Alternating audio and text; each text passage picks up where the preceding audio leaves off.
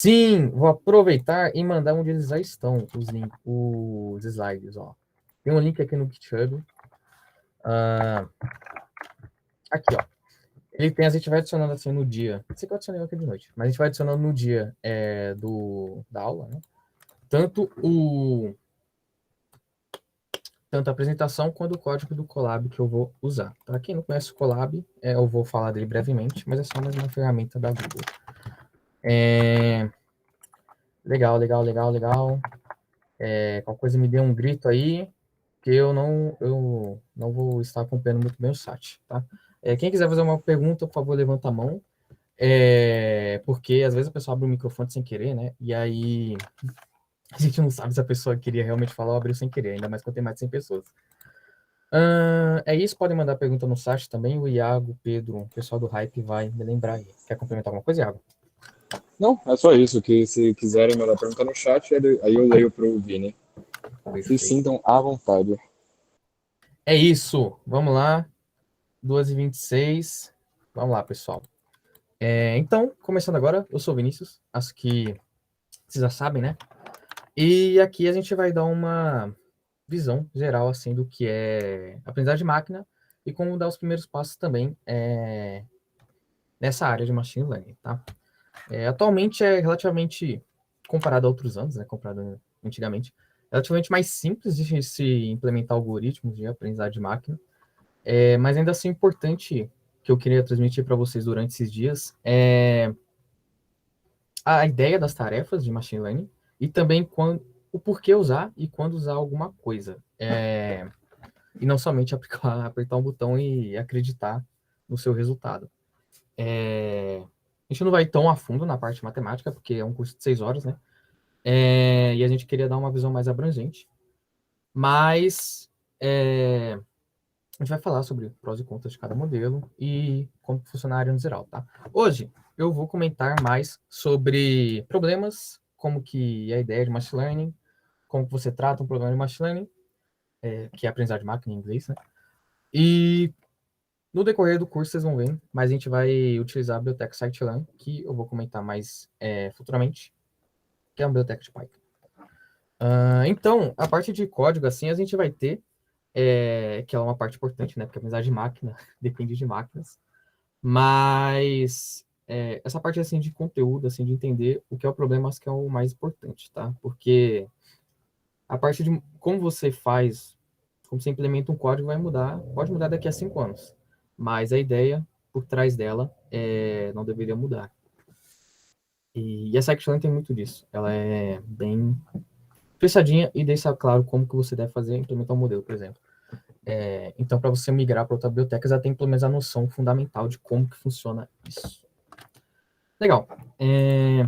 Na próxima aula, a gente vai falar sobre, né, aqui na quarta, vai falar mais sobre outros modelos. A gente vai falar sobre modelos, tá? A gente vai começar a conversar sobre modelos, especificamente KNN, Naive Bayes, regressão logística e regressão linear. No outro dia, a gente vai falar de árvores, que é o último dia, na sexta. Árvores e Random Forest. E vai recapitular tudo com um mini projetinho assim, tipo, do início ao fim.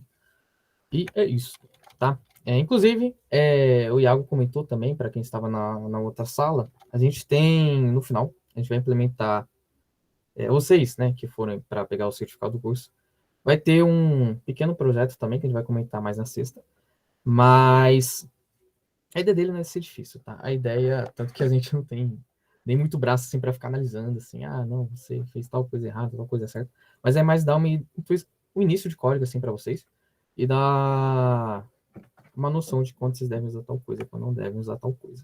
Tá? Legal. Primeiro, só uma definiçãozinha. Na verdade, tem várias definições de aprendizagem de máquina, tá?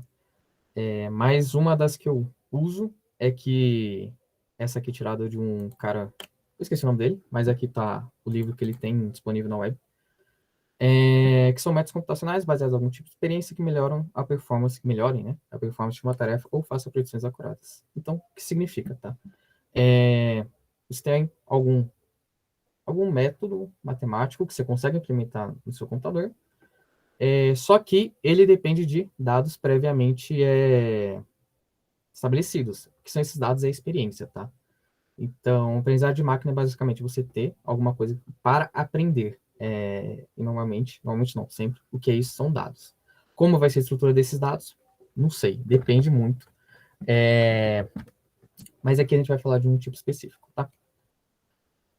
E eu falei tipo de dados, pode ser texto, pode ser imagem, pode ser tabelas, assim, por exemplo, uma planilha. Mas o que a gente vai tirar de informação dela, aí depende do seu problema. Ou seja, melhorar a performance através de um conhecimento experimental. Tá certo. Algumas das aplicações de aprendizagem de máquina, no geral, tem várias. Por exemplo, em jogos, aproveitar a Rockstar que tá na mídia agora. Por exemplo, movimentação de NPCs, assim, de games, ele é uma tarefa que pode ser atuada com um ramo específico de aprendizagem de máquina, que é aprendizado por reforço, onde você tem o seu NPC, né, o seu bonequinho, ele tem que aprender como se movimentar nesse ambiente, tá? Então, como você aprende é através dos dados que ele tem ao decorrer à sua volta, né? E como ele atua em cada um desses, tá? Tem aplicações de finanças, eu não sei se isso aqui é legal, de prever o mercado, eu acho que não é, mas eu nunca tentei, mas eu já vi muita gente fazendo. Então, por exemplo, você tem dados de estoque da bolsa, e você também pode utilizar dados de mídias sociais, por exemplo, Twitter, o pessoal está falando sobre tal empresa, por exemplo, que aconteceu alguma coisa e provavelmente a ação dela cai, e aí você pode tirar alguma informação a partir disso e tomar uma ação automática.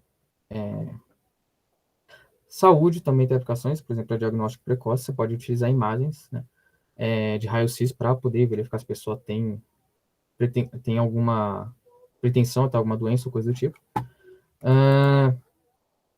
Vamos ter a gravação, sim. Vamos ter a gravação.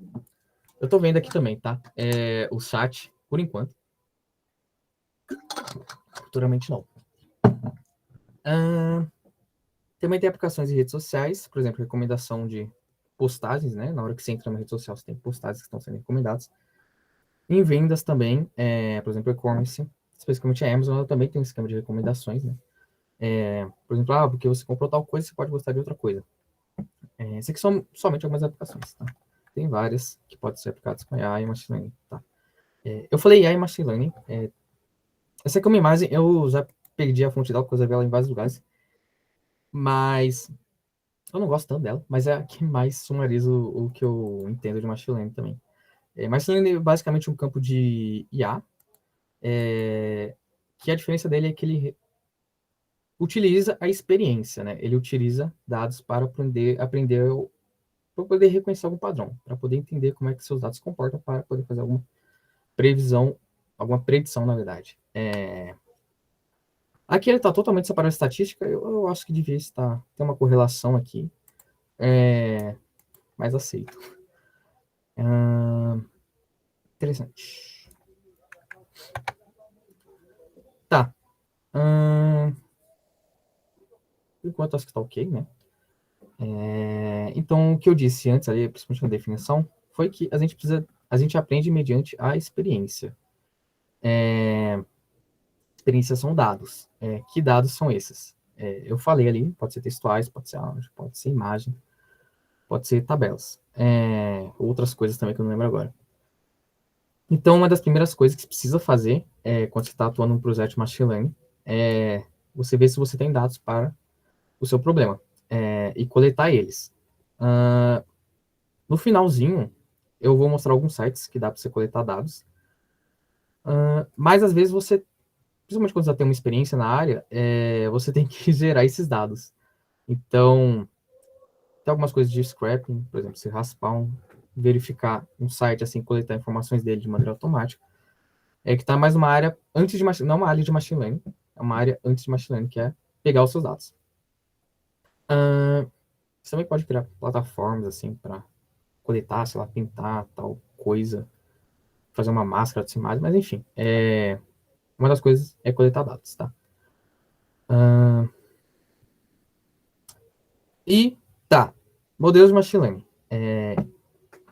Eu falei brevemente que eles são baseados em matemática, tá? Então, no fundo, o que o seu modelo vai fazer, o que um modelo de machine learning entre aspas, uma multiplicação de matrizes para reduzir erro, tá? Muitas aspas, tá? Porque às vezes não é matrizes que você utiliza. Inclusive, algum deles que eu vou falar que é baseado em probabilidade vai ser assim. Mas basicamente você tem que fazer um rolo nos seus dados para poder transformar ele em números, tá? Porque modelos matemáticos entendem números, né? Entendem palavras, por exemplo, categorias. Se meu dado tem uma categoria, sei lá, solteiro, casado, outras coisas. Então, ele não vai conseguir tratar isso de maneira assim, são palavras. Ele vai transformar isso em números. Como se transforma isso em números? Por exemplo, frequência de dados, pessoas que são solteiras, sei lá. Aí seria um outro modelo. Então tem essa parte de preparação dos dados, que é basicamente jogar para o seu modelo entender, tá? O que está acontecendo. Então ele precisa entender números, tá? Que ele vai fazer cálculos.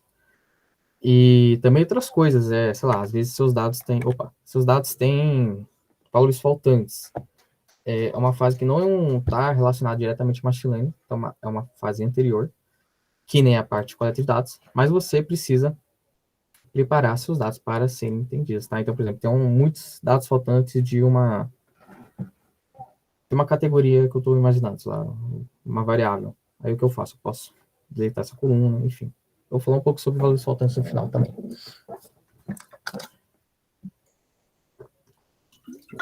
E aí, sim, a gente entra em aprendizagem de máquina, que é espaço 3, né? Que é basicamente escolher um dos modelos, vários modelos que existem em machine learning, para você tentar reconhecer um padrão dos seus dados, tá? E fazer alguma predição. O que são essas predições eu vou falar daqui a pouco também, tá? Como a gente está no início. Então, basicamente, você tem que escolher esses dados e utilizar esses dados como entrada para um algoritmo de machine learning. E aí, sim, agora você já treinou seu conjunto de dados, ele consegue, a partir de uma nova instância de dados, a partir de uma coisa que eu nunca vi antes, a partir de um novo texto, eu consigo falar que essa pessoa está tendo um sentimento negativo sobre, sei lá, ações, sobre uma ação específica. Então, esse aqui também, isso aqui faz parte de um projeto, tá? E aí, beleza, a gente treinou, ele deu alguma previsão assim para um novo dado, e como que eu verifico se essa predição está correta? Através da avaliação dos resultados. Então, a gente tem uma parte toda de avaliação de resultados ainda, mas para poder verificar se ele está parecendo condizente com o que era esperado para ele. Ou seja, a partir de uma nova instância de dados. Eu estou muito enviesado pelo que eu aprendi, ou não, depende. Tem isso, tá? Que é a avaliação de resultados. E aí, enfim, você pode aplicar um modelo que você implementou em um novo sistema, ou melhoraram, ou, na verdade, você constantemente faz isso. Às vezes você tem uma nova entrada de dados, você fala, não, vou usar esses novos dados aqui para melhorar o que eu já tinha. Que isso aqui é o core de machine learning. Você precisa ter... Ele aprende mediante experiência. Então, se eu tenho novos dados, dados mais diversos, por exemplo, eu consigo ter um entendimento melhor do meu modelo, tá? Ok. Isso aqui é uma imagem do livro. Esse livro é muito bom, tá? Inclusive. Mãos à obra, aprendizagem de máquina, Scott Leonard. Leras não, né? Keras, tá? E tem seu flow. Essa aqui tem várias imagens, assim, que podem ser utilizadas, dependendo de que ponto você está no seu projeto, qual o intuito do seu projeto. Mas uma delas é... Essa aqui é basicamente o resumão, tá? Você tem que, pelo menos, na hora que você está coletando os dados, assim, você também tem que entender o que você está querendo fazer. Você tem que estudar seu problema. Então, não, sei lá, eu estou querendo fazer um negócio aí de movimentação de pesquisa. Não, então beleza, então eu vou entender meu problema, o que eu posso fazer e quais dados eu preciso, tá? E aí, sabendo como que o seu problema funciona, você pode pegar um conjunto de dados e treinar um algoritmo machine learning que faz sentido para o seu problema. E aí você vai analisando os erros, tá? Para verificar se seu algoritmo está ok. Se estiver ruim, é porque alguma coisa deu problema. Ou era o seu algoritmo que não fazia muito sentido para o seu problema, ou o jeito que você, entre aspas não, o jeito que você calibrou ele, ou os dados que você entregou. Basicamente, esse aqui é uma. Basicamente, você tem algum problema nos resultados do seu modelo, é uma dessas coisas. E aí você pode analisar os erros, você pode, enfim, colocar seu algoritmo em um ambiente. E, enfim, isso aqui você pode voltar também, como eu disse, né? Você pode aplicar um modelo e ou melhorar. Se você for melhorar, enfim, você pode fazer uma setinha daqui para cá de novo e vai rodando. Ok? Só deixa eu ver se tá tudo ok aqui também. Acho que tá ok. Deixa eu beber água.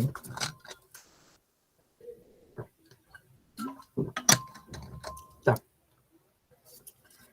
Tem alguns pontos assim de modelos. Qual é o modelo, afinal? Eu falei muito de modelo. Mas como o modelo aparece no final? Depende muito, tá? Tem modelos que são mais interpretáveis do que outros.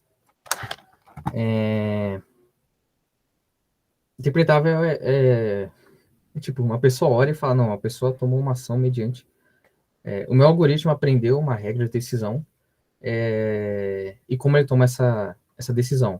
Então eu consigo visualizar como ele fez essa decisão. Ou não, ou ele é mais uma coisa parecida com caixa preta. Então, uma pessoa que não conhece tanto de modelos, de machine learning, ela não conseguiria entender, mas quem aplicou sabe como é que ele funciona. Quem fez o modelo sabe como é que ele funciona. Mas acaba se tornando um desafio para interpretar ele, tá? Esse aqui é um modelo mais interpretável assim que eu conheço, que é uma árvore de decisão. Ele é baseado nesse cara aqui, numa imagem. Mas isso aqui é uma das coisas que pode ser feita. Por exemplo, tem um problema que você quer classificar pessoas entre saudáveis e não saudáveis. E você tem três variáveis para analisar isso. Tem a idade, tem uma que se ela come fast food e outra se ela faz exercício. E a partir disso você toma uma decisão ou não. Só que isso depende dos dados que você encontrou e da complexidade que você quer do seu modelo, tá? Complexidade eu vou falar daqui a pouquinho no próximo slide, eu acho. Mas, por exemplo, esse modelo ele parece pertinente, ele parece ser um modelo bom para identificar se uma pessoa é saudável ou não. Não sei como é que vocês são, vocês querem digitar aí? Você acha que esse modelo aqui ele é bom para identificar se uma pessoa é saudável ou não?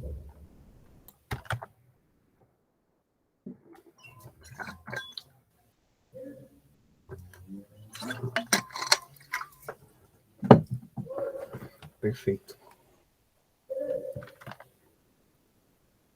Deixa eu dar uma olhadinha aqui. Então, estilo de vida de como?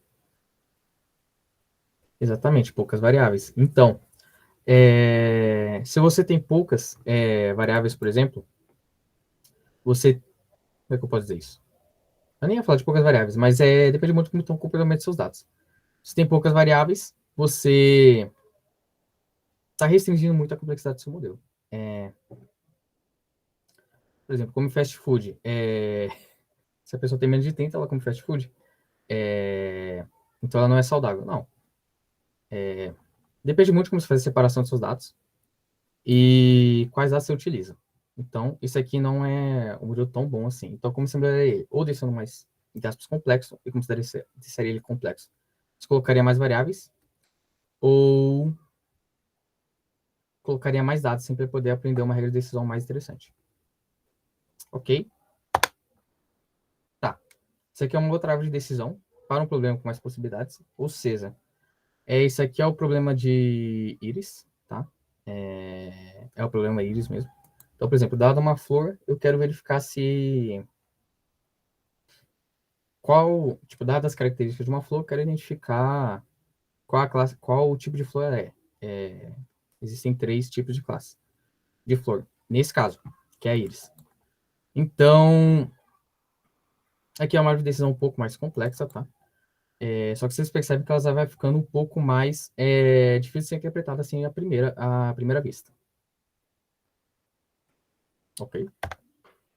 E aqui já vem um outro modelo, Que aqui, ó, por exemplo, esse modelo aqui, a árvore de decisão, era um modelo para ser interpretável, né? Mas isso aqui não está mais tão interpretável, né? Então depende, tem muito disso, de complexidade contra interpretabilidade. Quanto mais o meu modelo vai ficando, vai tendo mais caminhos, eu vou tornando ele mais especialista para uma tarefa, ele acaba ficando um pouco menos interpretável, digamos assim. Então sempre tem esse trade-off entre o que é complexo e o que é interpretável. Mas é uma consequência. Eu quero ter um acerto muito alto para o meu problema, então beleza. Então ele vai ser um pouco mais complexo, vai ter que tomar mais caminhos. Mas, se eu quero um modelo mais interpretável, então eu deveria até pensar em outra maneira de fazer o meu modelo. Ok.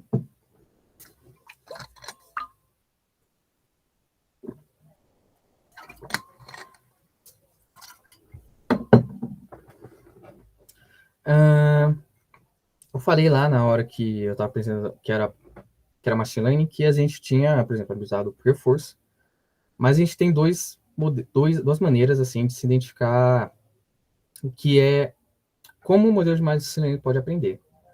A gente pode, de duas maneiras, né? Ou entregar dados com um rótulo, ou seja, o que é um rótulo. Por exemplo, nesse caso, a gente tem e-mails, tá? Que são para identificar se um e-mail é spam ou não. Como é que eu sei se um novo e-mail é spam ou não? Eu tenho um texto, eu quero aprender por meio do seu rótulo, ou seja, eu consigo bater. Na hora que eu estou treinando, o que é spam e o que não é spam. Justo, né? Então, na hora que eu estou treinando, eu consigo prever, ou melhor, eu consigo aprender mediante os erros que eu tomei. E como é que eu identifico esses erros? Pelas instâncias que foram classificadas incorretamente. Aqui é outra maneira também, né? Aqui eu tenho rótulos, tá? Que é daquele caso da íris. Aqui já está em 3D. E tem um motivo de eu ter colocado 4 dimensões, porque a gente não consegue chegar a 4 dimensões, pelo menos até agora. Então, a maioria das imagens também, como mostrar, são 2 ou 3 dimensões, porque não dá para enxergar mais, tá? Mas a maioria dos problemas também vai ter mais de 2 dimensões.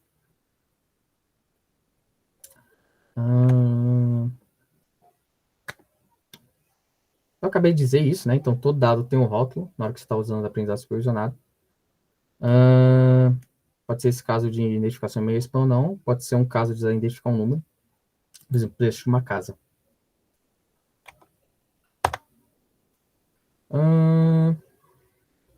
Ok. E tem aprendizado não supervisionado. Sim, aprendizado supervisionado tem um rótulo. Aprendizado não supervisionado eu não tenho rótulo, né?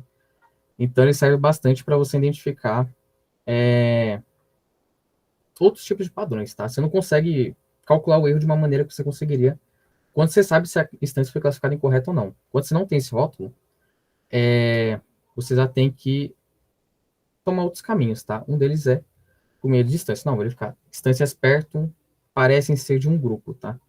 E aprendizado supervisionado é muito disso também. Não supervisionado. Por exemplo, eu posso ter um problema de segmentação de clientes. Eu identifico que tem grupos que são dado seus dados, né? Dado como que eles se comportam, eu consigo identificar eles em diferentes grupos e são mais maneiras, tá? Aqui tem um outro, assim, mais bonitinho também, que tem dados de automóveis, assim, que estão próximos de navios, e, enfim, eu consigo identificar novos grupos. Tá, isso aqui é, por exemplo, usado para segmentação de clientes e também para segmentação de imagens algumas vezes. Segmentação de imagens por exemplo, eu não tenho conhecimento de uma imagem. Acho que eu tenho uma imagem aqui. Isso, perfeito. Isso aqui é segmentação de imagens, utilizando o aprendizado não supervisionado, por exemplo. Tá? Então, eu consigo identificar por meio da cor diferentes elementos. Isso aqui é uma das coisas que a gente utiliza para quando a gente não tem rótulo, assim. Então, a gente está vendo pela cor que a gente tem elementos diferentes. E o que é cada elemento, a gente consegue meio que capturar por aqui. Por meio das cores, se for próximo ou não. Oi. Ô, Vini, rapidinho. Eu vi aqui no chat, eu não entendi se é alguma dos slides atrás, mas perguntaram se esse é o de doença coronária, né? Qual? Esse aqui? Sei. Eu Provavelmente não não. sei qual era. Provavelmente não. É,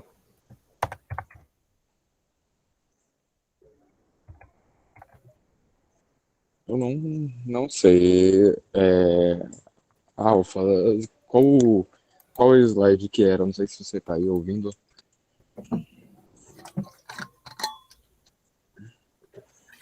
Ainda. qual coisa eu comentei. Ah, sim, era esse mesmo. Ah, aquele lá. Qual coisa eu verifiquei pelo link, porque eu não tenho certeza não, mas eu acho que não. Qual coisa, no link ali tem como construir essa árvore também. Mas eu não me lembro dessa palavra não, então eu diria que não. É,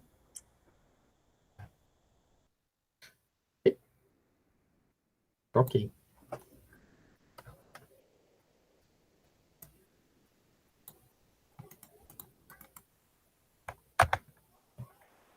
Hum, tá.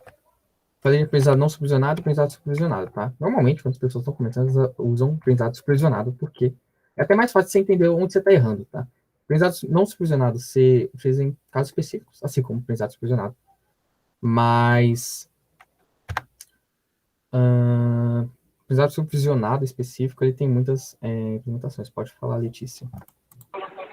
Desculpa, eu não entendi muito bem essa questão de aprendizado supervisionado. É meio que você acompanhar, então, uma máquina durante esse período? Ou não? Não tem nada a ver. Você falou que não entendeu direito aprendizado não supervisionado? Isso. Tá. Vamos lá.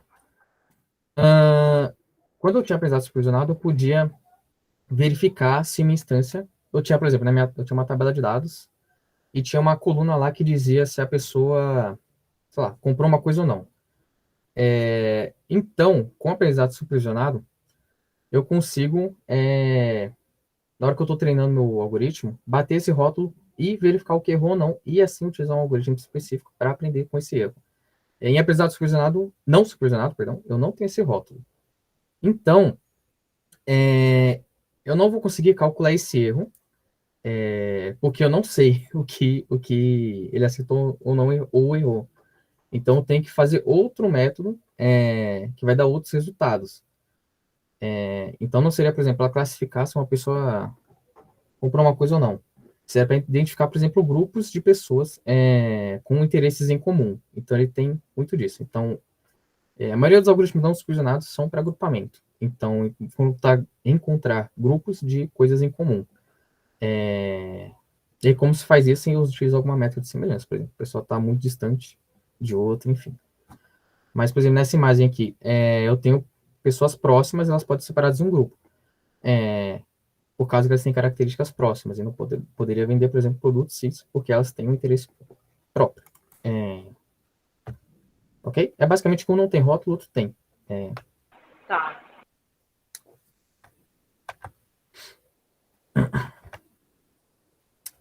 E, então, aprendizado, voltando para aprendizado supervisionado. Deixa eu ver. Tá. Como a gente tem um rótulo em aprendizado supervisionado, a gente consegue ver o que ele errou, o que ele acertou. E aí a gente entra em dois campos diferentes, tá? Que é classificação e regressão. A maioria dos exemplos que eu dei aqui foram de classificação. Então, por exemplo, dado um texto, verificar se é meio spam ou não. Então, ele tem uma categoria, ele tem alguma coisa. O outro problema é de regressão, que é quando eu não tenho. Ou melhor, se eu tenho dados, por exemplo, palavras, né? Se a pessoa tem um sentimento positivo ou negativo sobre alguma coisa. Regressão, eu tenho números, eu quero prever, por exemplo, o preço de alguma coisa. Aqui está o caso de preço de casas. E aqui eu também, por acaso, dei de e-mail se spam ou não. Então, até a maneira que você interpreta os resultados é diferente, como você avalia os erros. Porque, por exemplo, isso aqui é um. Como é que eu vou dizer? Eu tinha dados, tá? Laranja era uma classe, laranjinha triângulo era uma classe, quadrado azul era outra. E por meio do meu algoritmo, eu criei uma fronteira aqui de decisão. Então, daqui para cá, ele fala: não, se eu tenho tais variáveis, ele é laranja, da classe 1. Se eu tenho daqui para cá, ele é da outra classe. Sim, regressão é para uma classificação mais contínua, porque regressão ela vai utilizar números, tá? Você vai prever números. Ok. Então, o que é um erro também, né? Aproveitando que estou aqui, esse aqui era um azulzinho que ele foi classificado como laranja. Então, isso aqui é um erro, por exemplo, que um algoritmo de classificação consegue pegar. Esses dois aqui também foram classificados incorretamente, porque eles estão na fronteira de K. Ou seja, o meu algoritmo ele identificou como isso sendo uma classe que não era, tá? Então, esse aqui até como avalia o erro é diferente. Regressão, não. Regressão, por exemplo, eu já analiso em formato de números, né? É uma classificação. É um aprendizado mais contínuo, assim. Contínuo pensando em números, né? Ou seja, valores reais contínuos. Então, o problema de classificação, eu tenho, por exemplo, sim ou não, que eu quero prever. Regressão, eu tenho o preço de alguma coisa. Então, um valor que varia, sei lá, de 0 a 10 mil, ou até mais. E aí, como eu identifico isso? Por meio das minhas variáveis.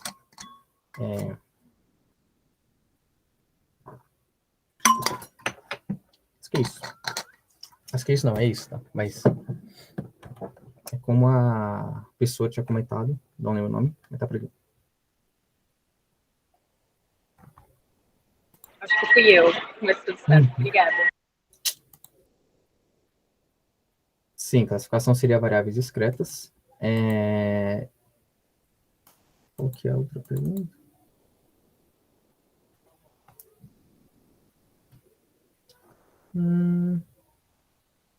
Avaliar os valores dos imóveis para ter noção do quanto o preço ficaria em tanto tempo, seria uma regressão, então? Sim, porque você está avaliando, no final você está avaliando o quê? Você está avaliando o preço. O preço é numérico, então você vai estar prevendo um preço. Então, sim, em um determinado tempo, então, seu conjunto de dados teria essa variável de tempo. Mas como você está avaliando um preço, como você está procurando, querendo prever um preço, então é regressão. Tá, ok, né? Acho que tá ok. Como aplicar isso tudo? Tá. Aqui são aqueles lá de coisas que a gente vai usar. Tem várias linguagens, na verdade, como R. Tem bibliotecas específicas para trabalhar com machine learning. Tá? Muita gente usa o Python. Até porque ele é meio que... Não sei porquê, mas no meio da vida, assim, ele acabou sendo mais atrativo, assim. Acho que até porque a sintaxe dele, o jeito que você escreve código em Python, é relativamente mais simples que outras linguagens, então ele é mais atraente para quem está começando. E como você não está querendo desenvolver um sistema, você está querendo fazer uma análise, ou prever algum resultado, você podia usar Python. Acho que foi por isso que ele acabou se tornando mais popular. Dentro de Python, a gente tem Sim, Python tem muitas bibliotecas prontas para ML. Tem TensorFlow, tem PyTorch, que são coisas mais de redes neurais, que a gente não vai comentar. Tem a Scikit-Learn, que são esses modelos mais clássicos assim, de machine learning, que são os que a gente vai falar. E o Google Colab, que eu vou mostrar aqui, mas é basicamente uma plataforma da Google, um aplicativo, na verdade, da Google, para você poder codar em Python em ambientes em nuvem. Tá, Scikit-Learn, essa aqui é a cara inicial da Scikit-Learn, do site, caso vocês foram visitar. A documentação dela é muito boa. Eu acho que é a melhor documentação que eu já vi de uma biblioteca em qualquer linguagem. Então, ela tem muitos exemplos, até para quem está começando. Aqui fala de classificação, regressão e clustering, por exemplo. Então, 3, tá. Aqui dá para você clicar também, mas eu não vou clicar para ir para a página inicial. Depois eu vou passar para a documentação em algumas partes específicas, tá? Quando tiver, por exemplo. Acho que nessa aula não, mas nas próximas sim. Então, a gente tem problema de classificação e regressão, né? Classificação, porque sim, tá? Porque eu tinha que escolher um aqui para falar sobre como ia ser feito. Tá, 15 horas era para a gente dar uma paradinha assim de 5 minutos. Eu vou só terminar aqui para a parte de código e a gente dá 5 minutinhos até para encher minha garrafa. E aí a gente volta. Legal. Scikit-Learn, ela tem... Ela tenta deixar um pouco mais triste, um pouco mais simples, como você faz um modelo, tá? E é justamente por isso que a gente vai focar mais nela, tá? Basicamente, na hora que você está querendo fazer um modelo para classificação pela scikit-learn, você tem que chamar um modelo que você está querendo usar, tá? Esse aqui tem um exemplo, que é regressão logística, que você pode chamar pela scikit-learn. Você tem que definir os parâmetros desse modelo, tá? Que é uma coisa que a gente vai falar mais quando a gente falando especificamente dos modelos. Tem que treinar ele com seus dados de treino, que eu vou falar depois. Zerar as predições. E a partir das predições você consegue ver o que ele acertou, o que ele errou. E ver se ele está fazendo sentido para ser aplicado no mundo real. Legal. Tá. Ali naquele notebook que eu mandei, ele tem os passos. Eu vou criar um rápido, só porque a gente não viu sobre o Google Colab. Basicamente, na hora que você vai criar um Colab, você tem que ter conta na Google, tá? Para usar o Drive.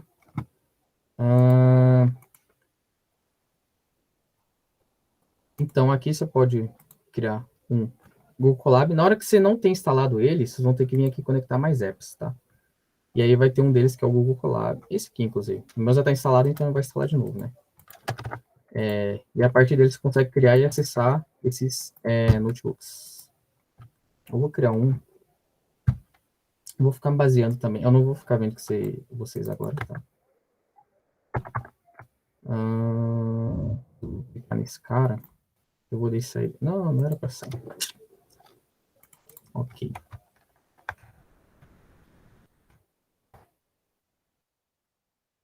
Vou deixar ele aqui só de colinha para caso. Para não fugir muito, né? Do que eu estava planejando.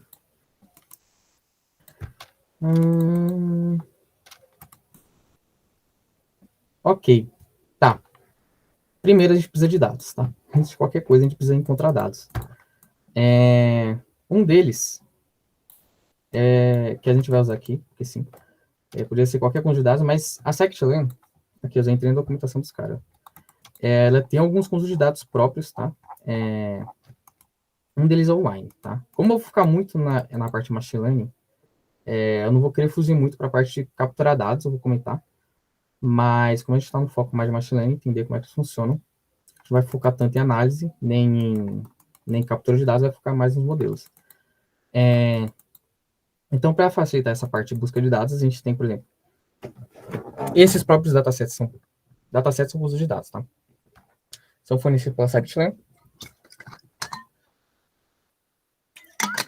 E um deles é o Wine.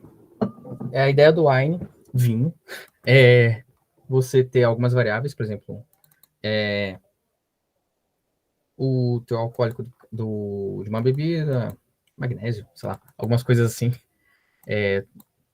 Tem todos esses caras aqui, no caso do Wine.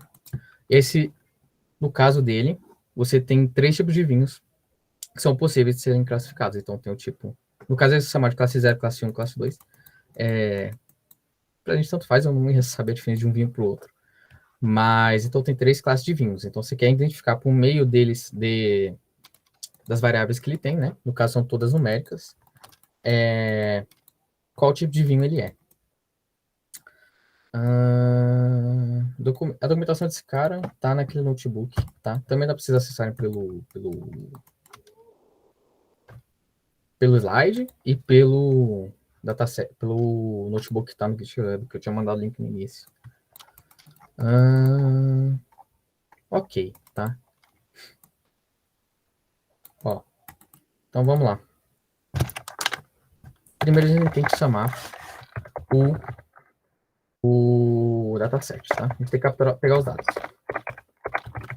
Sets.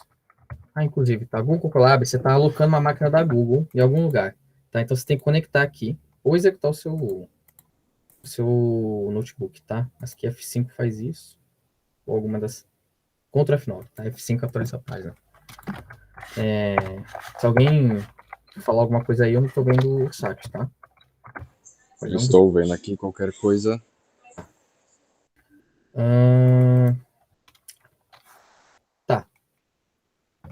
Primeiro, como é que vocês acham as coisas, tá? É importante isso. Só abrir de novo a documentação do Wine. Ele está aqui, tá? Mas pela scikit-learn você tem alguns caminhos específicos, tá, da biblioteca, para você identificar onde está cada coisa, tá? É meio intuitivo, mas é meio de costume também para vocês encontrarem, tá? Como é um dataset, esse cara tá dentro de datasets. Rapidinho, Vini, uma pergunta aqui. Que o Mauri fez, que ele perguntou: a tabela dos dados não deveriam estar normalizadas, já que as variáveis estão em escalas, em diferentes escalas, barra Cara, unidades? o cara já falou aí, a gente vai falar de escala. A gente vai falar de escala. Muito importante. Vai falar de escala, vai falar de pré-processamento hoje. E a gente vai fazer aqui uma coisa agora que nem deve ser feita, que é não separar os dados em treino e teste. Eu vou falar isso daqui a pouquinho, tá? Então, legal. Mas precisa, tá? É importante. Então, loadwine. Eu vou salvar. Isso é uma função, tá? Loadwine é uma função. Só vai lá numa variável e vamos ver o que tem nessa variável. Eu estou apertando Ctrl Enter, tá? Para executar.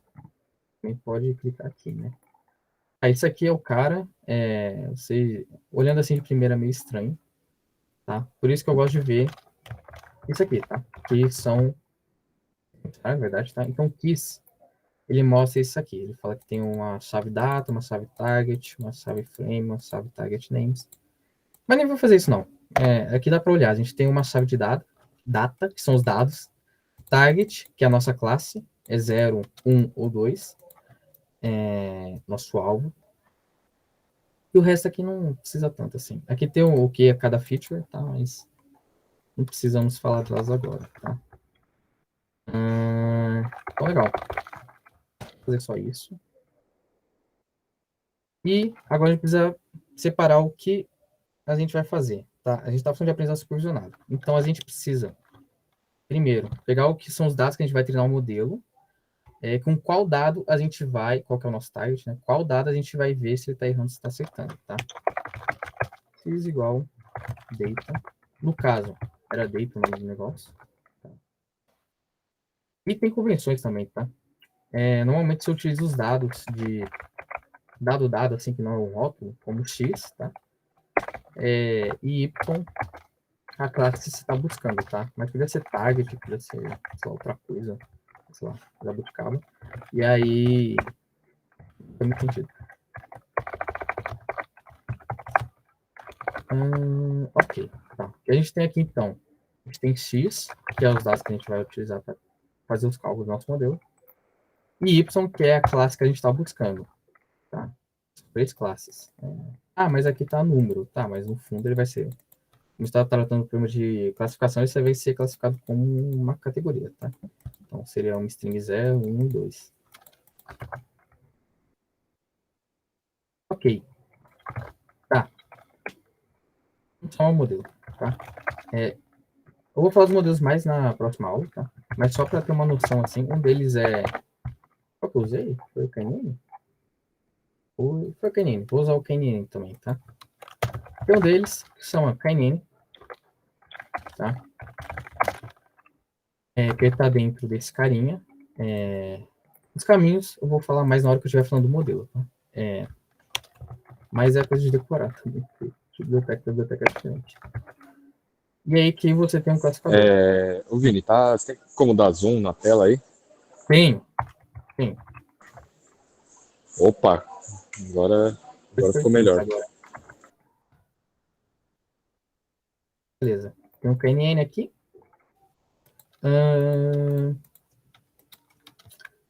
E agora a gente pode criar nosso classificador, tá? Nosso classificador ele vai ver o quê? A gente tem que chamar, né? Aqui eu só chamei o cara, mas não salvo ele numa variável. Então tem que chamar esse cara, salvar numa variável. Com objeto, tá? E aqui ele tinha parâmetros, tá? Parâmetros a gente vai ajustar na próxima aula. E aqui, enfim, aqui eu criei. Cara, ele sabe que existe, agora eu preciso treinar ele. Que é uma das coisas que a gente precisa fazer, né? Fit, tá? E como é aprendizado supervisionado, a gente tem o dado que a gente vai usar e tem um rótulo dele. Então, a gente pode usar o rótulo X, depois o Y, que é o rótulo. Tá? Isso. Legal. E agora a gente pode criar previsões. Mas, a gente... Tá, vou fazer isso daqui a pouquinho. Não vou dar spoiler, não. Legal. A gente treinou o nosso modelo e agora a gente pode prever os acertos dele ou não, tá? Prever o que ele acertou, o que ele errou, como ele acertou, como ele errou. Tá. Uma das coisas... Tá? CLF, predict, tá? Estão vendo aqui que dentro de CLF, classificador, tá? Que é o nome da variável que eu salvei. Tem um fit, tá? Que é um método, que usa XY. Treinou, agora eu posso Vini, dizer. Oi. a Alpha perguntou aqui se fosse regressão ia ser o K-Neighbors Regression. Se eu conheço? Não, é porque nesse caso é o classifier, né, que você importou, que é Sim, uma sim. classificação. Aí ela tá falando se ia ser o K-Neighbors Regression no caso de uma regressão. Sim, sim, sim. Ele faz uma... A ideia por trás dele é a mesma, tá? Só que ele tem uma adaptação, né? Porque ele tá prevendo um número e não uma classe, tá? Mas existe esse cara também. Então, a gente tem um paralelo sempre, tá? Mesmo que o método tenha sido criado para classificação, por exemplo, ele pode ser implementado para regressão, às vezes, se fizer sentido, tá? Tem alguns são, por exemplo, baseado em probabilidade. É difícil você fazer uma regressão. No caso que é NN, sim, dá. Então, legal. Eu quero predizer para novos dados, tá? O que eu tô... Quero predizer para novos dados alguma coisa, tá? Então, tipo, vamos supor que isso aqui fosse novos dados. E aí o que dá? Vamos ver.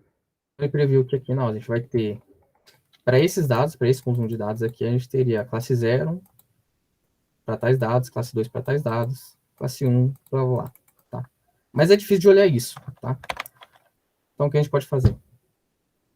Por exemplo, salvar numa variável. É legal salvar as coisas em variáveis. E utilizar as métricas para avaliar se o modelo foi bem ou não, tá?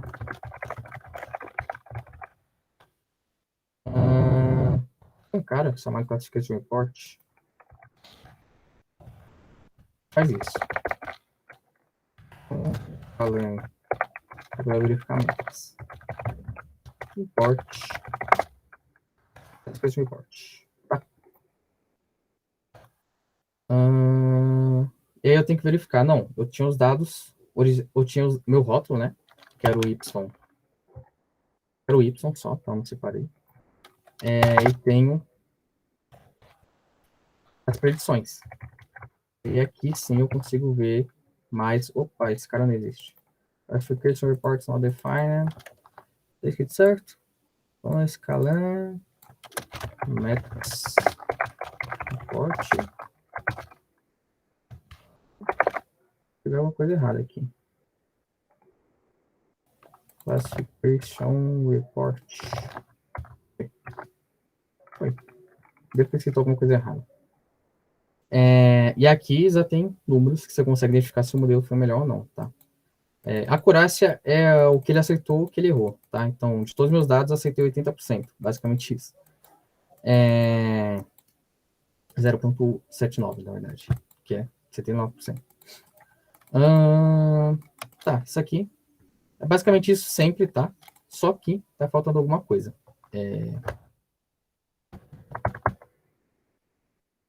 Eu vou comentar rapidinho, tá?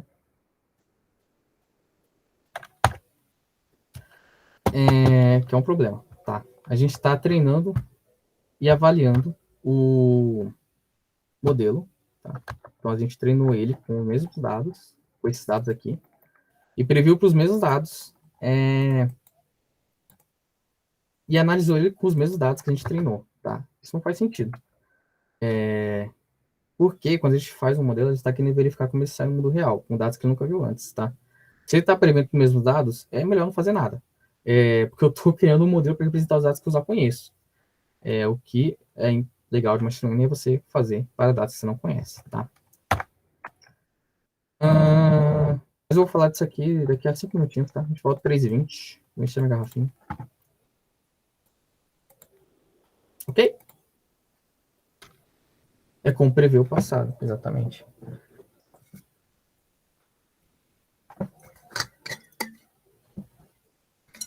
Tá bom.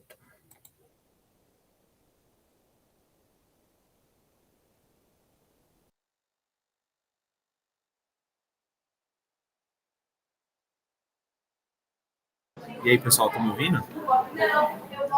Sim. Ah, tá. Então, desculpa, o vídeo foi fazer um intervalo. Eu sou o Pedro, Vou ligar aqui a câmera. É que tá... Vocês estão ouvindo muito barulho no fundo? Um pouco, parece crianças correndo. Ah, desculpa, eu tô aqui na faculdade fazendo barulho mesmo. Mas desculpa aí. Desculpa porque a gente teve um problema com o link que o Meet era até 100 pessoas, a gente achou que era 250, porque até ano passado era assim. Aí eles mudaram, não sei porquê, para os alunos da USP eles tiraram a permissão de ter mais de 100 pessoas. Daí a gente perdeu essa coisa. Mas assim, a gente vai gravar a aula, quem acabou perdendo um pouquinho e quiser ver depois, a gente vai tentar disponibilizar ainda hoje lá no canal do YouTube. Aí eu mando e-mail para vocês, avisando lá que chegou com o link do vídeo e tudo mais. Desculpa aí ter atrapalhado, mas é isso. Pessoal, que nem o Pedro falou, aconteceu esse caos todo, nos perdoem por isso. Eu, pessoalmente, eu fiquei muito ansioso, foi realmente uma aventura, um sentimento muito difícil, mas felizmente a gente conseguiu resolver, graças ao Pedro. Consegue dar um tchauzinho aí, Pedro, mostrar a vossa face do nosso, esse queridíssimo diretor de eventos do Hype. Mas é isso. De novo, desculpa, pessoal.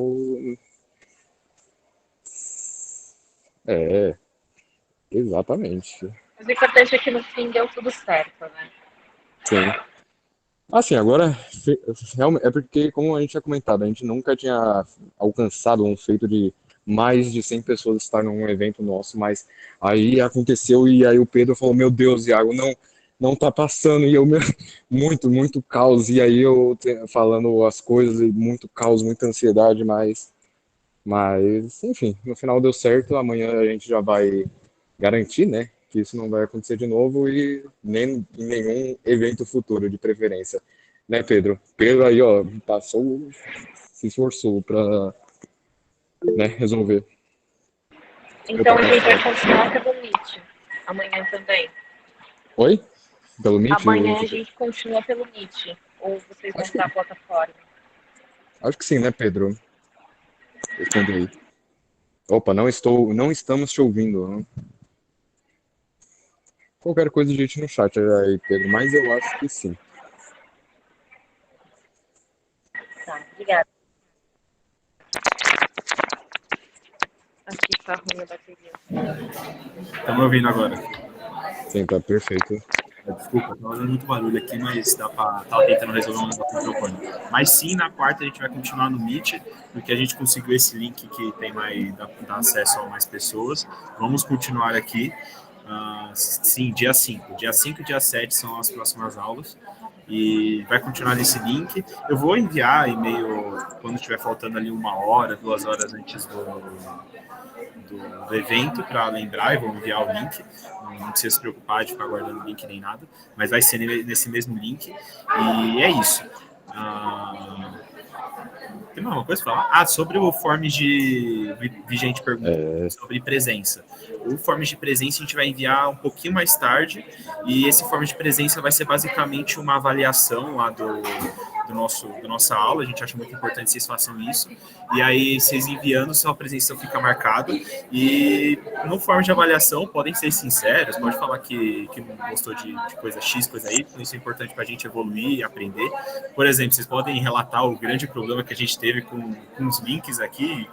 Sim, pode descer o pau, falar, nossa, descer o pau, que isso foi culpa minha. Se for culpa minha, mas pode falar mal à vontade. E é isso. Agora o Vini já voltou, vamos continuar com a aula. E muito obrigado pela presença de todo mundo. Daqui a pouco eu envio formas de presença para vocês. Tipo, quando tiver quase. Vão faltar uns 15 minutos para acabar a aula, eu envio. Sim, a gente envia aqui no chat e é isso. E também, assim, se vocês quiserem criticar outras coisas, porque assim, essa questão realmente do link tá bem escancarado, a gente sentiu, sabe, no coração, assim, muita ansiedade, muita angústia, a gente sabe esse erro, mas também outras críticas são sempre bem-vindas. O Vini chegou já? Cadê ele? Você falou que o Vini está aí? Sim, Tô aqui, chegou. mas design terminar Perfeito. aí, não Se sei. quiser, não, a gente estava te esperando. Pode dar continuidade à nossa incrível aula. Ok. Vamos lá, vocês estão vendo minha tela ainda, né? Perfeito. Sim, sim. Ok. Esse cara aqui. Tá. Esse é o problema. A gente tem dados. Você está treinando e avaliando com os mesmos dados, tá? Não faz sentido isso, né? Alguém falou que é tipo prever o passado. Exatamente, tá? O que faz sentido é a gente fazer um esquema, fazer um modelo que aprenda para novos dados, tá? Ou seja, um modelo que generalize para o caso real, tá? Ou seja, para novos dados que ele nunca viu antes, ele saber prever esses resultados. Ou, obviamente, não vai acertar tudo, né? Mas acertar uma proporção parecida com com os dados que ele aprendeu. E como a gente faz isso? Separa nossos dados em treino e teste. É uma das maneiras. Ok, como saber isso? Tá. Separa em treino e teste. Eu vou fazer isso daqui a pouquinho, tá? Que é só um passo a mais. E como a gente... Tá, o ideal de machine learning é a gente fazer modelos simples, tá? Simples na questão assim de complexidade, não ser tão complexo, mas que ainda assim seja bom para replicar bem o caso real. E aí a gente tem um problema, tá? Porque nossos algoritmos, na hora que a gente cria, na hora que a gente implementa um algoritmo, a gente tem uma coisa que poucas pessoas falam também, que é o viés de a gente escolher o algoritmo, porque todo modelo, toda maneira, todo método matemático vai prever dados, ele segue alguma premissa. E essa premissa pode não fazer sentido para os dados que você está usando. Então, tem esse viés também, mas tem outro viés, que é o viés de ele só aprender como se comporta os dados de treinamento. É isso, tá? Então, se você não avaliar com dados externos, dados que eu nunca viu antes, você pode estar correndo esse risco de seu modelo ter só aprendido o que ele foi treinado. Então, dá um novo conjunto de dados, ele não sabe, ele vai fazer uma previsão errada e vai errar várias vezes. E tem isso, tá? Que é um trade-off. Então, ele tem que acertar bem. Então, ele tem que ter um viés certo com os dados de treinamento, porque senão ele não aprendia nada. Mas ele também tem que variar a ponto de acertar para dados que nunca viu. Então, tem esse trade-off, tá? Se ele varia, ele começa a acertar coisas que não acertava antes, mas ele começa a errar outras. O ideal sempre é que o seu modelo, a proporção que ele acerta em treinamento seja mais ou menos a mesma que ele acerta em teste, tá? Eu comentei isso aqui, né? Que tem um viés de você escolher o seu modelo e os seus hiperparâmetros também, tá? Então isso influencia. Hiperparâmetros a gente vai falar depois. Tá. Tem esse problema. O ideal era a gente conseguir fazer um modelo nesse estilo, ó. Então ele acerta, ele faz uma curva assim, ele aprende uma regra de decisão de seus dados, que apesar de ele errar alguns, faz certo sentido no que ele está fazendo. Mas tem um grande problema que acontece bastante, é que você overfita, a gente falou overfita, os seus dados overfita o seu modelo com os dados de treinamento. Então, na hora que ele cria uma regra de decisão, ele vai fazer isso. Então, tipo, ele está acertando tudo que ele foi visto, que ele viu no treinamento. Mas, para novos dados, talvez não seja tão bom comparado a esse modelo. Tá? E também tem o overfit, que acontece menos, mas acontece também, que ele vai mal nos dados de treino, mas nos dados de teste, ele pode errar também, tá? Normalmente ele vai mal nos dois. Tá, a palavra da prova. Essa ideia de overfitting é muito... Na hora que você tá... Tem uma analogia, né? Por exemplo, o aluno que está estudando uma prova, ele aprende somente as perguntas que ele viu assim na hora que ele estava estudando. Então, se vou apresentar novas perguntas, ele acaba não sendo tão bom para isso. Ele conhecia muito bem de um jeito específico de aprender alguma coisa, mas na hora que você muda um pouquinho, ele já vai mal. Ele não consegue lidar com novas coisas, novos dados, novas perguntas. Ok. Para isso, a gente tem que separar em treino e teste. E eles vão passar por... Eu vou falar de pré-processamento daqui a pouquinho, mas... acho que dá tempo. Mas a gente faz o pré-processamento...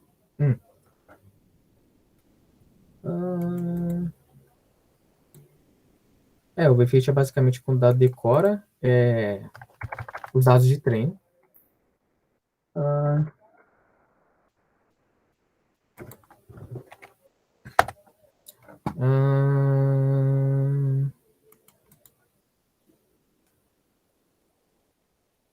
Eu não tenho certeza também não, hein? Se ele tá... aqui ele devia ser high bias, hein? Ele devia ser high bias. Você estava comentando sobre a pergunta da Beatriz? Uhum. Ah, tá, perfeito. Não sabia se você tinha lido ou não. Uhum.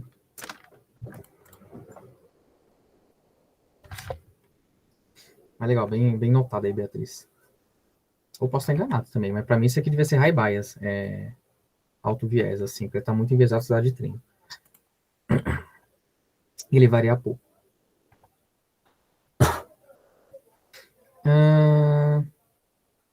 Tá, a gente separa em treino e teste.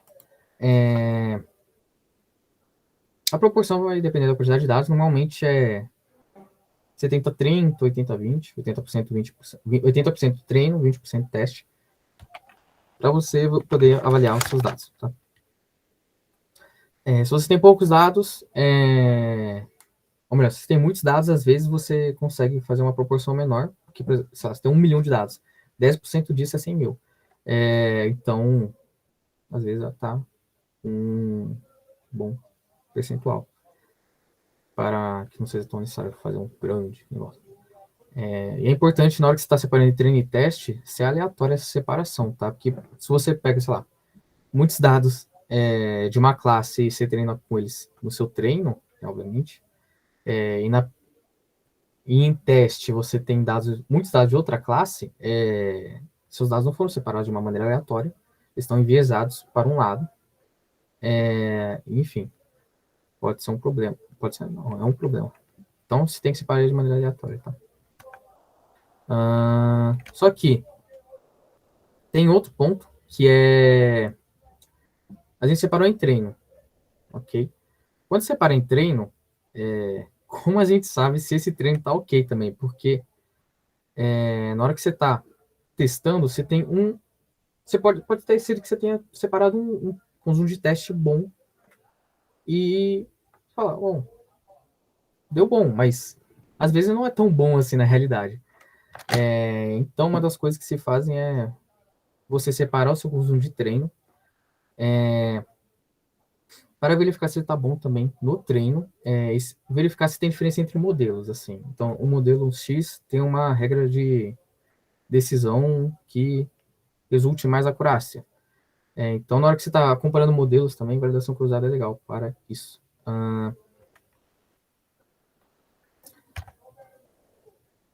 Ok. E uma dessas maneiras de fazer validação é separar o nosso conjunto de treino em K-folds, tá? 5, 10. Então, eu teria treino aqui, que era 70% dos meus dados, e esses 70% eu separo em 10% de cada, são 10 folds. E a ideia é eu rodar, fazer um novo modelo 10 vezes. Então, eu treino com 9 folds, testo para 1, valido, né? Para 1, vezes as métricas, e faço uma coisa para o outro. Esse aqui vai ser o que eu vou validar, então treino com todos os outros.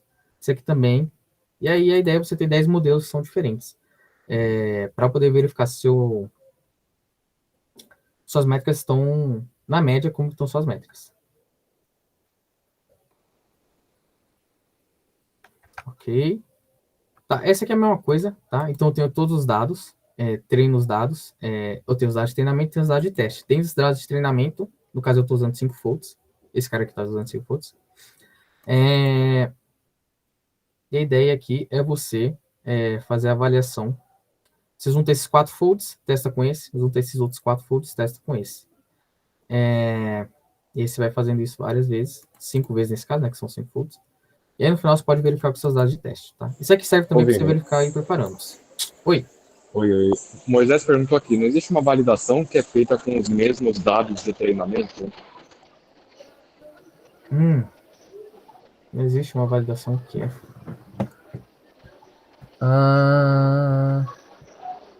Na verdade, meio que isso que é a validação cruzada, né? Tá.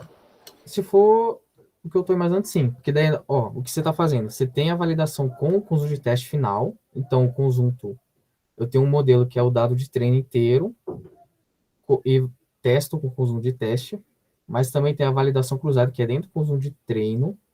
Eu separo ele inteiro de novo e valido, sei lá, 5, 10 vezes. Sim, exato.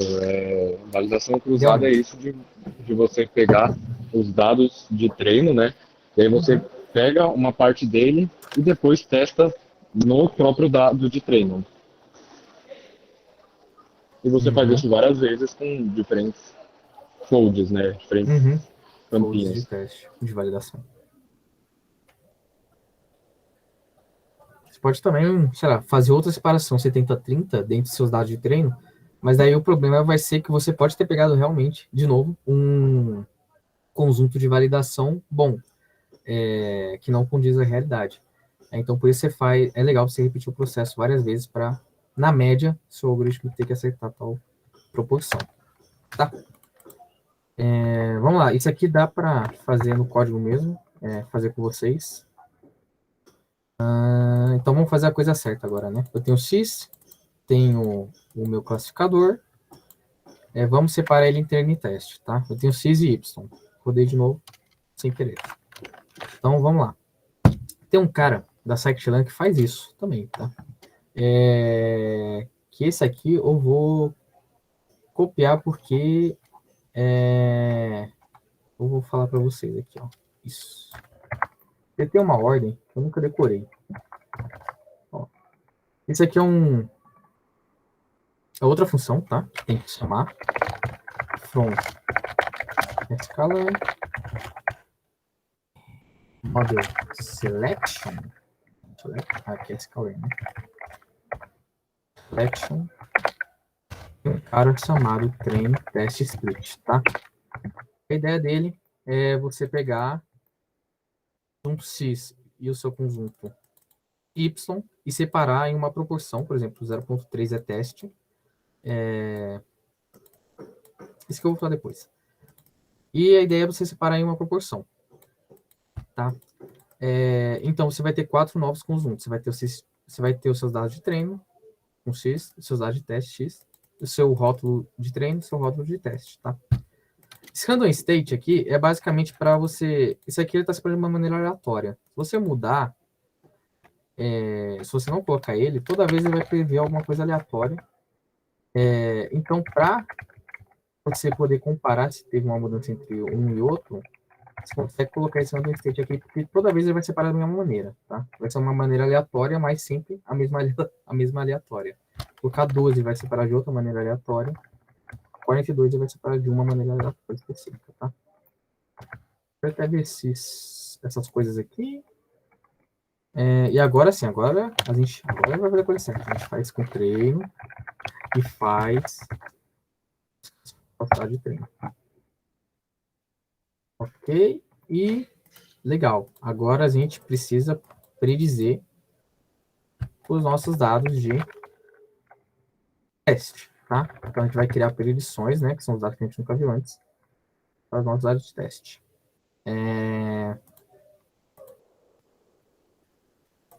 E aí a gente pode avaliar ele somente com os dados de teste. Sim, né? Então a gente treinou com os dados de treino, por isso que a gente separou eles aqui.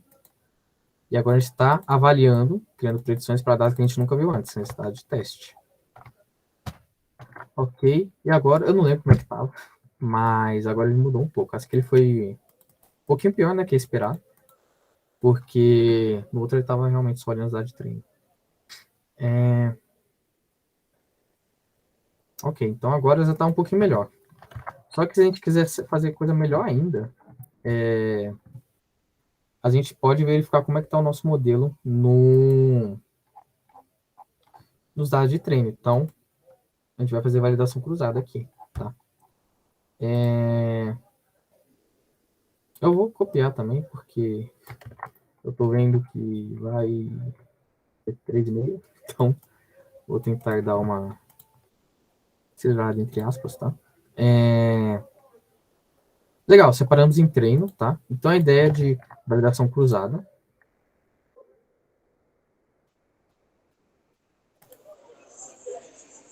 É que eu leio a pergunta que fizeram aqui, não. Por favor, por favor. Gustavo perguntou: se antes nós estamos utilizando todos os dados para treinar o modelo, por que não foi atingido 100% de acurácia? Ó, isso aí depende muito do como seu modelo faz a regra de decisão, tá? Então, no caso do KNN, ele não chegou em 1 de acurácia. Regressão logística eu lembro que chegava. Isso depende do modelo. A regra de decisão que ele tomou, que é meio do funcionamento do modelo, impediu que ele chegasse em 1 de acurácia. Então, ele fez um cálculo de distâncias e quando ele viu os mesmos dados, apesar de ter errado, ele não acertou tudo, tá? Dependendo, então, por isso que tem a escolha do modelo, tá? Dependendo do modelo que você escolhe, ele até fica, entre aspas, mais fácil de overfitar do que o contrário, tá? Então, isso aqui é a escolha do modelo. Regressão logística. Você me ouvindo? Sim. Tá. Sim. Minha lâmpada que sumiu.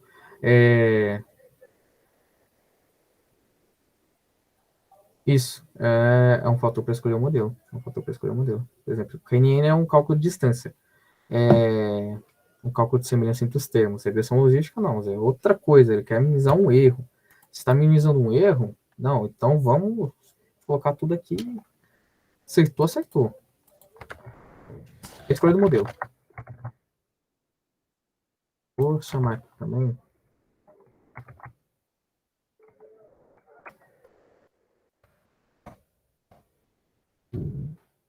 Pós-validate, tá?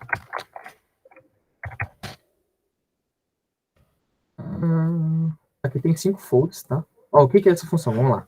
Primeiro eu tenho que passar um classificador, tá? Cross-validação, validação cruzada. Eu passo um classificador, tá? Passo dados de treino, passo os dados, o rótulo de treino também.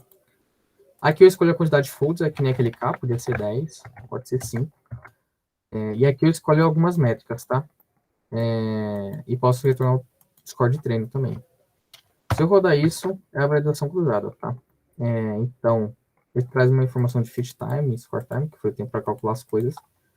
Mas o legal é esse aqui, teste, acurácia de teste, e F1, que é outra métrica de teste. Dá para você comparar em treino e teste. Você percebe que treino ele foi melhor, bem melhor do que teste. Então, eu estava overfitando, só que é isso, ainda não chegava em 1. Tipo, não chegava a classificar perfeitamente. Fica a validação cruzada. Então, dá para você olhar como cada fold resultou suas métricas. Dá para você tirar a média. Você pegar aqui um valor, uma chave. Isso aqui é um dicionário. Dá para você tirar a média também. Você pode ver que aqui, inclusive, a acurácia de teste estava... A média disso aqui vai dar mais ou menos 0,7. Vai dar um pouquinho menos de 0,7. Ô, Vini, o Thiago perguntou o que é esse F1 underline macro. É uma outra métrica. A gente vai falar delas. Se não der hoje, a gente fala na próxima, tá? Mas é uma outra métrica. Que tá aqui, inclusive, ó. F1 score. No caso, tinha dado 0,73. Aqui deu menos de 0,7. Vai dar um 0,65, assim, fazendo uma média, sem nenhum viés. Ok.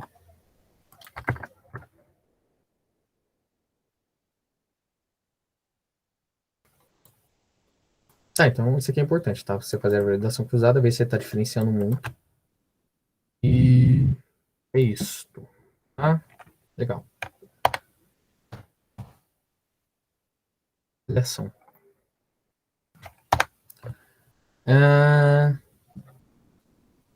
Tá.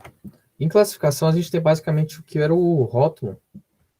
A gente tem um rótulo, né? Então, por exemplo, a gente tem para saber o que ele acertou e o que ele errou. Por exemplo, eu previ sim, e o correto era sim, realmente. Eu previ sim, o correto era não. Previ não, o correto era não. Previ não, o correto era sim. Tá? Esse aqui é um exemplo de teste, por exemplo, que tinha dado. Então, aqui eu acertei 50%, tá? Esse aqui é a acurácia. Mas é basicamente isso que a gente vai usar para avaliar métricas de classificação. A gente vai verificar o que ele acertou, o que ele errou, tá? Existe um negócio que é usado para facilitar essa análise, que é a matriz de confusão. Normalmente a gente não plota ela, às vezes plota assim, para alguns resultados específicos, fica bonitinho.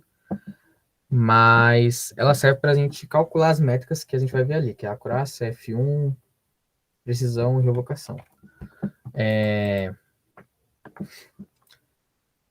O que é positivo, o que é verdadeiro positivo é o que ele acertou, o que o modelo disse que era, ele realmente acertou. Que era. Então, por exemplo, o modelo previu chuva e choveu. Então, choveu, era correto, estava correto.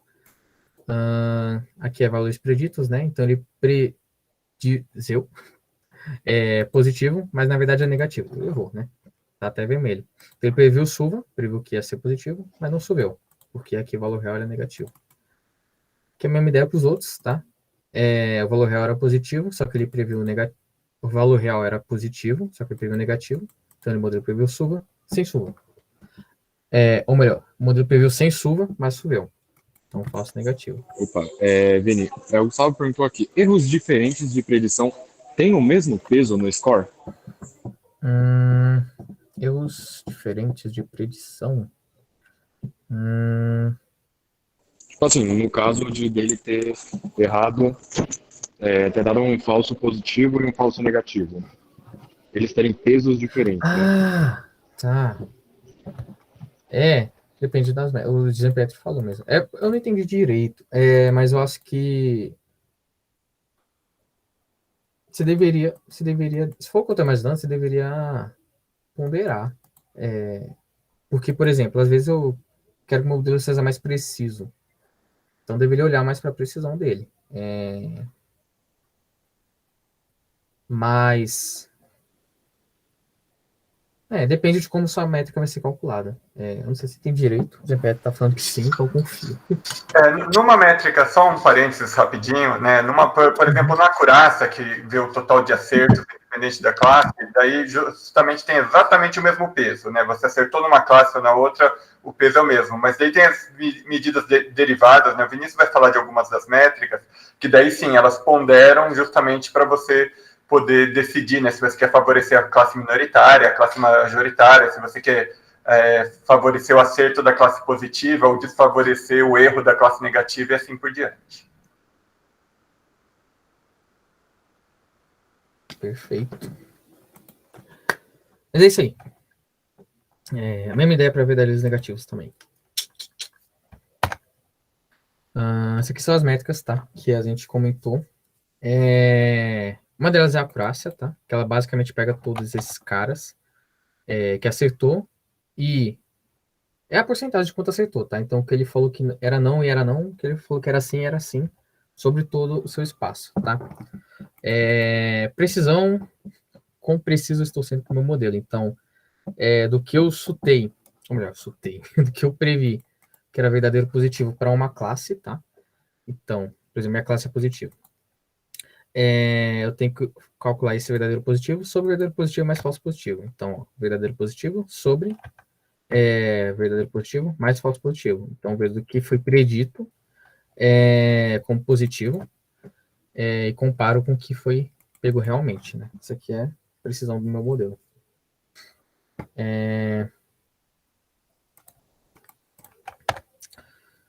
Revocação usa óleo um pouquinho diferente, tá?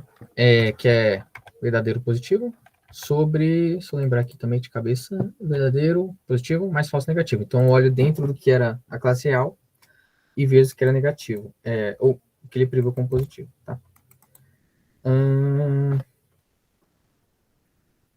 Ok, então enquanto a precisão está olhando mais se a minha previsão foi correta, a revocação está verificando mais se da minha classe real, se eu estou acertando realmente como que é a distribuição na distribuição real. Estou prevendo com meus dados de realidade. Então, por exemplo, se eu estou... O modelo pode ser muito preciso, porque eu estou prevendo muito bem para... prevendo muito bem para a minha tarefa, mas eu estou prevendo sempre para a mesma classe, tá? Então, se eu estiver prevendo mal para outras classes, a revocação vai ser mais baixa, tá? Porque ele vai estar pegando mais nos valores reais. Isso aqui é uma coisa que dá para olhar, assim, mais com calma. Pode falar, Pedro. Oi, Vini, rapidinho. Eu queria falar sobre o formas de avaliação. A gente vai disponibilizar aqui já no chat, calmem, não precisem sair correndo, porque ainda falta coisa, a aula ainda não acabou. Uns 15 minutinhos. Sim. Mas a gente já vai disponibilizar aqui. Lembrando, vocês precisam responder o forms para garantir a presença no dia de hoje, para que vocês possam receber o certificado. E também responder ele iria ajudar muito a gente a saber como melhorar no futuro. E é isso. Depois, no finalzinho, a gente... A Helene está saindo. Muito obrigado pela presença. Não, Elaine. Mas é isso. Respondam forms para garantir a presença e nos ajudar muito. E no finalzinho a gente manda o link de novo também. Mas é isso. Pode continuar, Helene. Muito obrigado pelo espaço. Beleza.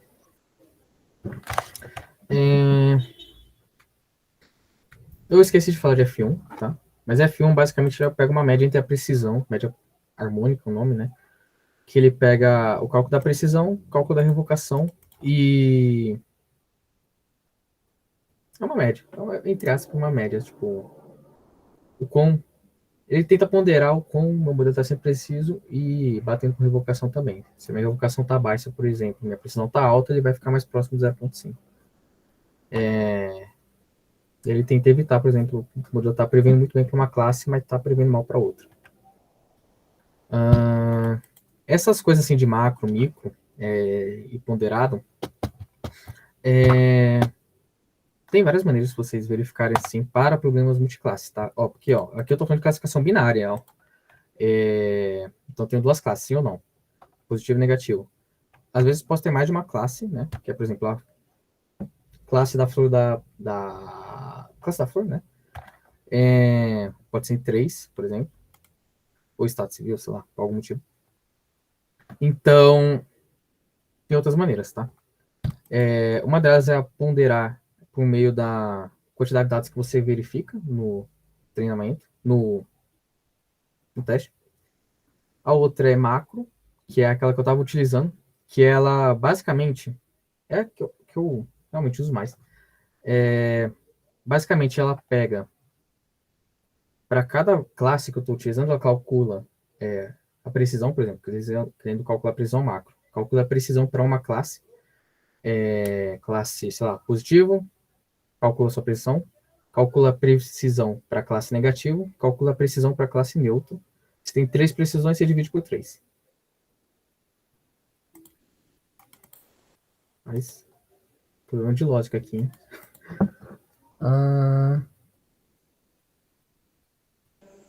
Tá além da dúvida do Thiago, ou quer que eu leia? Sim. Sempre se vai chover, eu não quero tomar chuva de jeito nenhum.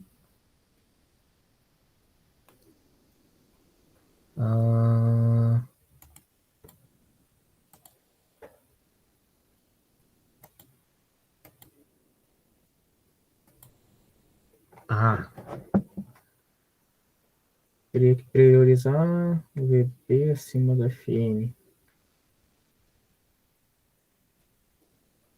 Sim, porque o FN... o FN isso não vai estar suportando tanto, né?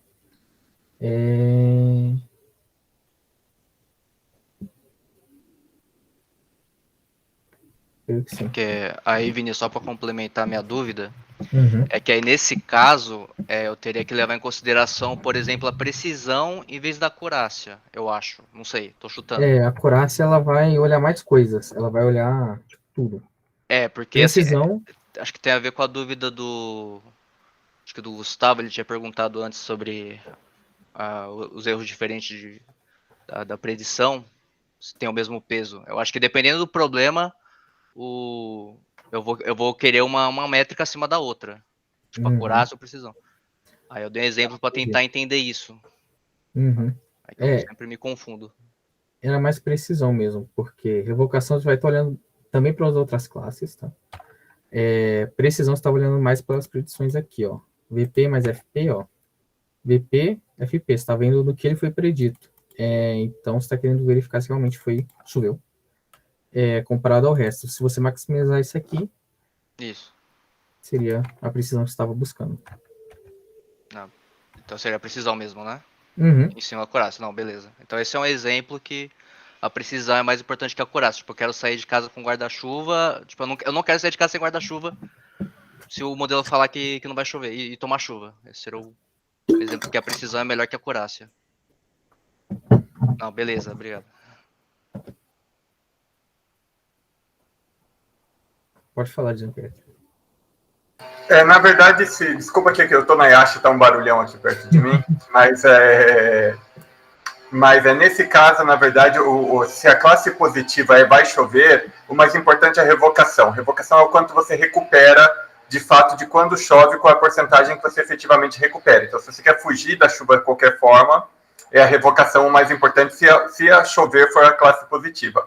A precisão vai te dar, né, o quantas vezes que ele fala que vai chover e não vai chover. Né? Daí é o contrário. O que ele erra da precisão, né? A precisão ela mede o quantas vezes choveu de fato entre os dias que ele falou que iria chover.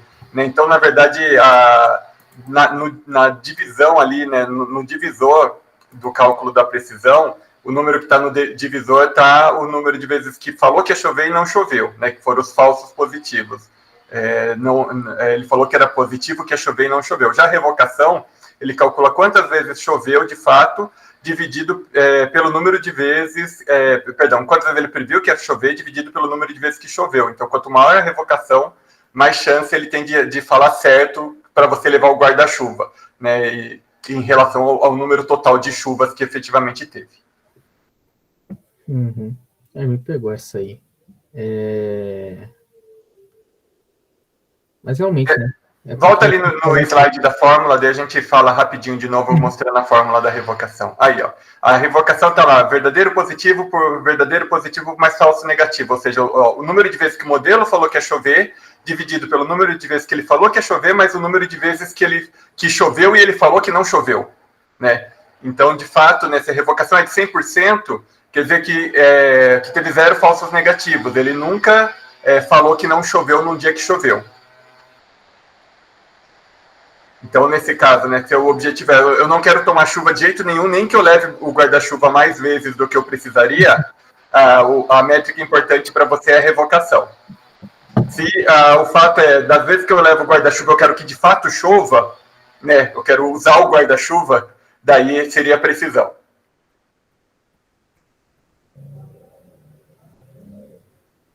Perfeito. Vamos lá. Eu acho que não vai dar para terminar de tudo hoje, tá? Vai ficar faltando a parte de pré-processamento, tá? Mas a parte de avaliação de métricas dá para terminar. Vamos lá. A gente falou em classificação, né? Esses problemas. Mas regressão é outra coisa, né? A gente está querendo verificar o erro com base no número, né? Então, a gente tem, por exemplo, uma tendência. Tem um modelo que prevê uma tendência. E a gente quer verificar o quanto ele está errando de alguns dados, seus dados reais. Então, por exemplo, esse aqui é o modelo, tá? E aqui é o valor real, tá? Então, isso aqui é o erro que ele fez, né? Então, também é conhecido como resíduo. Então, a soma... Não vou falar disso aqui ainda, mas a soma desses erros aqui, por exemplo, já traz alguma informação. Agora sim. Essas são as únicas fórmulas que tem nesses slides. Mas esse MC Mean Square Error, erro médio quadrático, ele basicamente vê o seu y verdadeiro, aquele y de teste, menos o y predito, e eleva ao quadrado, tá? E soma todos os caras. Você podia só somar esses erros, mas erros negativos iam anular os erros positivos. Então, esse cara aqui, ele é negativo. Esse cara aqui é muito negativo. Então, ele ia desconsiderar esse cara também. Por isso que a gente eleva ao quadrado, tá? E tem outras métricas também que fazem meio que uma escala desse cara, que é meio em porcentagem, mas a base de quase todo o modelo é esse cara.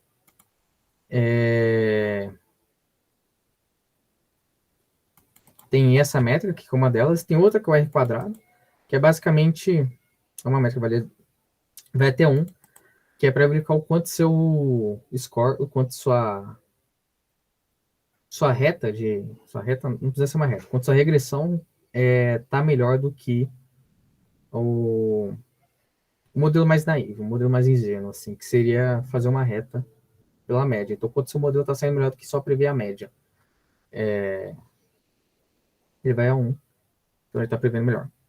Basicamente isso é a ideia, tá? Esse SSR é esse cara, esse aqui é a mesma coisa, só que aqui seria o Y médio.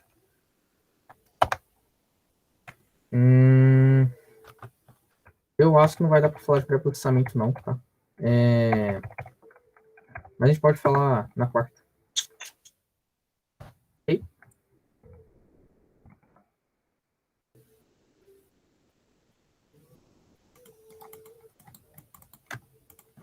Na quarta a gente consegue começar as duas, aí dá para terminar. Quarta vai começar as duas, com certeza. Nossa, o Vini deve estar me odiando agora. Não, que é isso, Pedro. Vai finalizar por aqui, Vini? Vamos. Beleza. Perfeito. Mas foi isso, então. Na quarta a gente começa, assim, pontualmente, 2 horas. Muito obrigado pela presença de todo mundo, pela paciência também. Mas acho que é isso. É isso. Tem alguma coisa a comentar antes? Eu não. Tudo bem, então. De novo, obrigadão, pessoal. Pedro, envia o formulário aí, por favor, de avaliação. Vou enviar aqui de novo.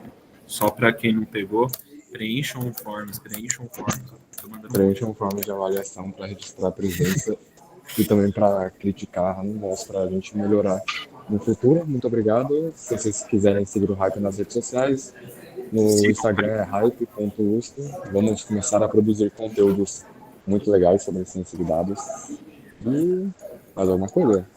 A gente também está no LinkedIn, muitas redes sociais, né? Tem mais alguma. E no YouTube vai ter, já tem 2 coisas lá, tem 2 vídeos, se vocês quiserem, tiverem interesse, e a gente vai botar os vídeos das aulas. Eu vou tentar colocar o mais rápido possível, quando eu tiver a gravação eu já vou jogar lá, porque eu vi que muita gente acabou não conseguindo entrar e tudo mais. Daí o pessoal já consegue assistir. Caso vocês quiserem revisitar o conteúdo, quem for fazer o projeto, é muito legal você pegar e rever os vídeos para ver se tiver alguma dúvida. E é isso. Mas eu vou tentar lá colocar o vídeo no YouTube. Provavelmente até amanhã já tá lá, se quiser rever o conteúdo. Quem não conseguiu assistir o começo vai estar lá. E é isso. Sigam a gente no Instagram. O Instagram tá bastante ativo. E é isso. Respondam formas de avaliação. Falem bem, falem mal. Mas preencham os formas de avaliação. É isso. Falou. Falou, galera. Valeu, pessoal. Valeu. Falou. Falou. Tchau, tchau.